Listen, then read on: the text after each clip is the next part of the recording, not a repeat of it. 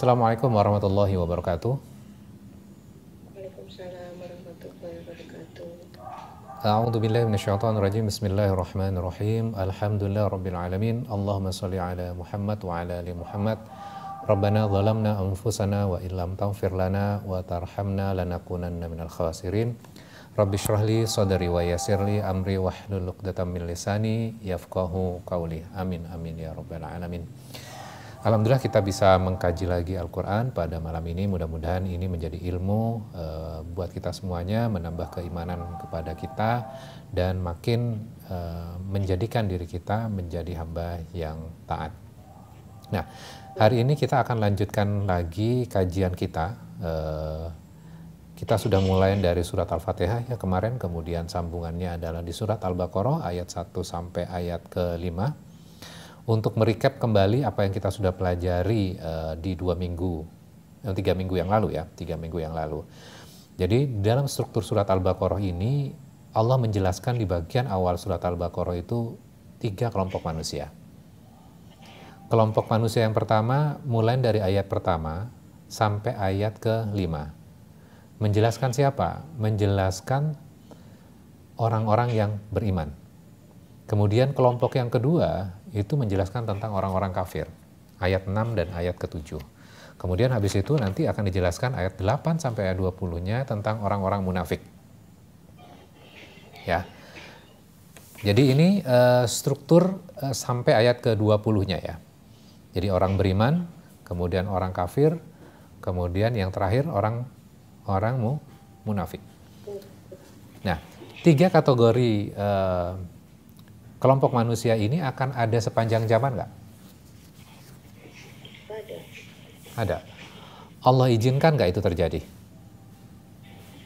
Izinkan. Diizinkan. Jadi tetap akan terjadi kan? Iya. Ya. Nah, itu menjadi hal yang menarik untuk kita pelajari ya. Jadi Allah izinkan itu, jadi akan ada orang-orang beriman, akan ada orang-orang kafir, akan ada orang-orang munafik. Jadi nanti pelajarannya sebenarnya adalah kita nggak usah baper. Loh kok ada ya orang-orang munafik gitu ya? Ya kan ada gitu loh. Kemudian kok ada ya orang-orang kafir? Ya tetap akan ada gitu ya. Setiap zaman itu akan ada. Dan Allah memberikan pilihan itu. Ya udah silahkan memilih mau beriman, mau kafir, mau munafik kan. Oke. Nah sekarang kita coba dalami sedikit, mengulang kembali ayat 1 sampai ayat ke-5. Di dalam surat Al-Baqarah itu ayat pertama diawali dengan apa? Alif Lam Mim. Nah, Alif Lam Mim itu maknanya apa? Ada yang masih ingat maknanya apa? Hanya Allah yang mengetahui. Iya, hanya Allah yang tahu. Walaupun dalam kitab tafsir dicoba menafsirkan Alif Lam Mim ini gitu ya. Namun di ujungnya hanya Allah yang mengetahui. Artinya apa? Setelah kita berdoa di dalam surat Al-Fatihah gitu ya, ihdinas siratal mustaqim, tunjukilah kami jalan yang lurus. Ini loh jalan yang lurusnya. Ketika kamu meminta kepada Allah berhadapan dengan Al-Quran, kamu tidak tahu kan? Maka ini adalah attitude-nya. Kita tidak tahu, hanya Allah yang tahu. Sehingga kita merendah di hadapan Allah kan? Merendah ketika kita belajar Al-Quran. Jadi bukan pendapat kita mendrive Al-Quran loh. Tapi sebaliknya, kita yang didrive oleh Al-Quran. Ya. Jadi jangan dibalik. Kalau misalnya Al-Quran bilang seperti X misalnya, maka kita ikutin X. Walaupun di dalam pemahaman kita punya pemahaman Y loh. Jadi Y-nya itu dilepaskan, kemudian kita mengikuti X itu sendiri. Di dalam Al-Quran ya. Oke. Kemudian ayat kedua, dzalikal kitabu la raiba fihi hudal lil muttaqin. Inilah itu adalah kitab yang tidak ada keraguan di dalamnya, petunjuk buat siapa? Orang-orang yang muttaqin. Muttaqin itu maknanya apa? Maknanya adalah orang-orang yang menjaga. Menjaga apa? Menjaga dirinya. Ya, menjaga dirinya terhadap apa? Satu, menjaga dirinya atas hukuman Allah. Kemudian yang kedua apa? Menjaga ketika hubungan seseorang itu makin mature ya, makin dewasa, yang awalnya mungkin diawali dengan rasa takut, berikutnya bukan hanya rasa takut aja. Jadi kalau kita dekat dengan seseorang, kita respect kepada seseorang, makin lama gitu ya, kita udah nggak takut hukumannya sebenarnya. Yang kita takutkan apa? Kita takut mengecewakan dia kan? Ya kan? Jadi makin kita respect, makin hubungannya matang, bukan takut hukumannya, tapi kita takut mengecewakan, ya kan? Begitupun hubungan kita dengan Allah. Awalnya mungkin kita bangun dengan rasa takut dulu. Tapi step berikutnya setelah kita matang gitu ya, maka kita takut mengecewakan Allah. Ya. Jadi Al-Qur'an itu akan memiliki petunjuk untuk siapa? Untuk orang-orang yang bertakwa tadi, lil muttaqin tadi ya. Oke. Nah, pertanyaan berikutnya adalah, kok ada ya orang-orang yang sudah membaca Al-Qur'an, mempelajari Qur'an, tapi mereka kok malah menentang? Kan ada ya? Jelas-jelas di dalam ayat surat Al-Baqarah ini lil muttaqin, untuk orang-orang yang bertakwa. Jadi orang-orang yang takut untuk menjaga dirinya dia. Ya. Oke. Alladzina yu'minuna bil ghaibi wa yuqimunas shalah wa mimma razaqnahum yunfiqun. Yaitu orang-orang yang mereka beriman kepada beriman kepada yang gaib. Ya, yang pertama adalah gaib, beriman kepada Allah itu kan gaib ya. Hari akhir itu gaib nggak? Gaib gitu ya. Nah, kalau terhadap sesuatu yang gampang kita ingat dalam kehidupan kita gitu ya, kita kadang lupa nggak?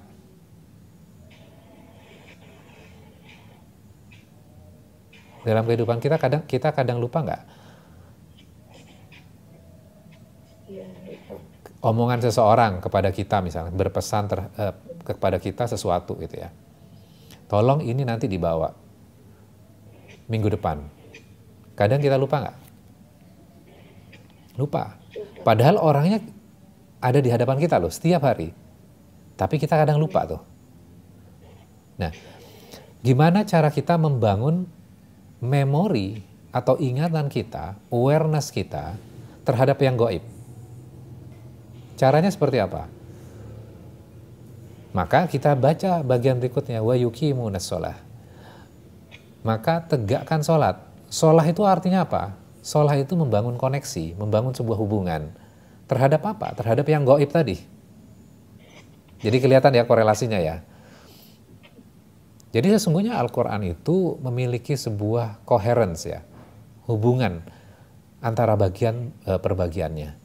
Jadi orang-orang yang bertakwa tadi adalah orang-orang yang beriman kepada yang gaib. Yang gaib itu Allah, kemudian para malaikat, kemudian hari akhir gitu ya.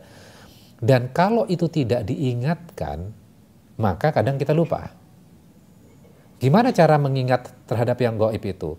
Maka kita diperintahkan wa yuqimunas shalah. Maka dirikan sholat. Jadi supaya apa? Supaya memori kita itu selalu ingat gitu ya. Nanti kalau nggak sholat gitu, kadang lupa, nanti sholat lagi supaya kita remind lagi, supaya kita ingat lagi terhadap yang gaib ini. Lawang yang di hadapan kita di dunia nyata saja sering kali kita lupa, apalagi terhadap yang gaib kan. Maka ini harus dibangun terus, koneksi. Sholat itu adalah connection, hubungan secara terus menerus. Wa mimma razaqnahum yunfiqun. Dan dari apa yang kami rezekikan kepada mereka, mereka menginfakkannya. Ini ciri-ciri muttaqin tadi. Jadi yang Allah berikan rezeki itu gaib nggak? Rezeki itu gaib nggak? Gaib. Kadang kita nggak tahu sumbernya dari mana gitu ya. Rezeki kan bukan hanya harta saja kan, keselamatan, kemudian apa lagi? Jodoh. Ya itu kan semuanya rezeki ya. Ya. Jadi macam-macam rezeki itu banyak sekali. Maka Allah mengatakan di sini wa mimma razaqnahum yunfiqun. Yang kami rezekikan kemudian diinfakkan. Jadi ketika kita diberikan harta, yang memberikan siapa? Allah. Allah itu gaib kan?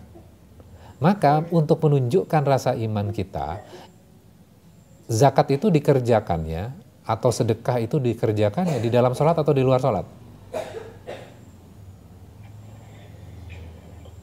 Di luar sholat kan? Kan nggak mungkin pas sholat kita bersedekah kan?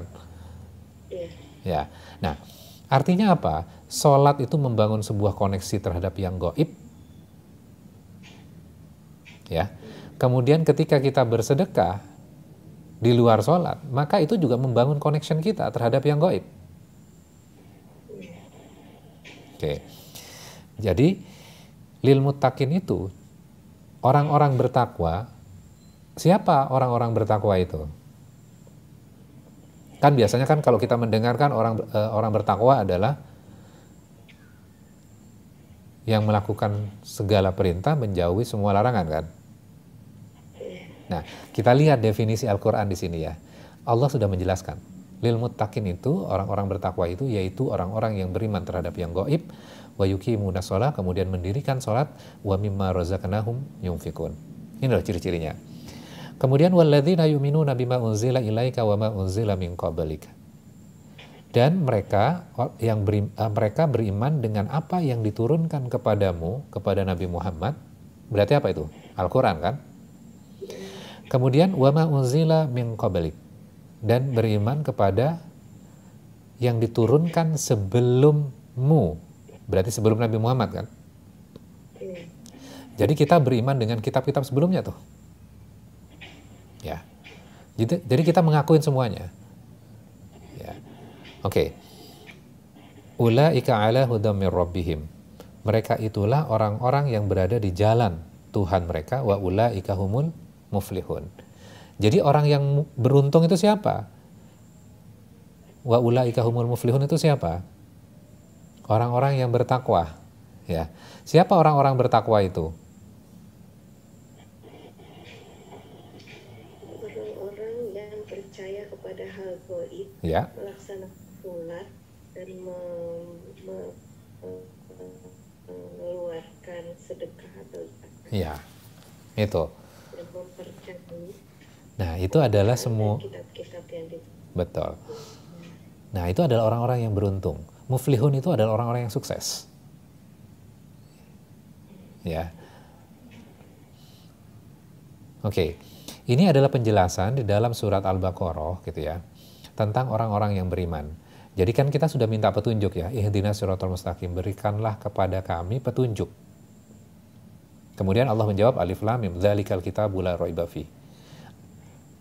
Itu loh kitab yang di dalamnya tidak ada keraguan. Petunjuk untuk orang-orang yang bertakwa. Petunjuknya berarti udah datang belum? Sudah. Petunjuknya apa berarti?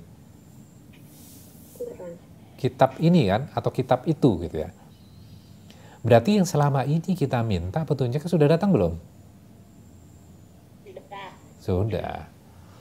Kadang kan kita berdoa, ya Allah mana petunjuknya? Mana petunjuknya? Wong petunjuknya udah jelas ada di hadapan kita kok. Jadi Quran. Kemudian kita sudah ngaji nih Quran, berulang-ulang khatam. Kok petunjuknya kok saya nggak mendapatkan petunjuk? Lah wong cuman baca saja, nggak ngerti isinya, gimana akan menjadi petunjuk kan? Oke. Jadi ayat 1 sampai ayat ke-5. Oke, kemudian kita lanjutkan. Ayat ke-6 dan ke-7 sekarang. Innalladzina kafaru. Sesungguhnya orang-orang kafir sawa'un 'alaihim a'anzartahum am lam tunzirhum la yu'minun. Sama saja bagi mereka, apakah kamu beri peringatan atau tidak kamu beri peringatan, mereka tidak akan beriman. Nah, sekarang pertanyaannya, kafaru itu apa? Kafir. Makna dari kafaru itu apa? Apakah orang yang tidak berislam itu kafir?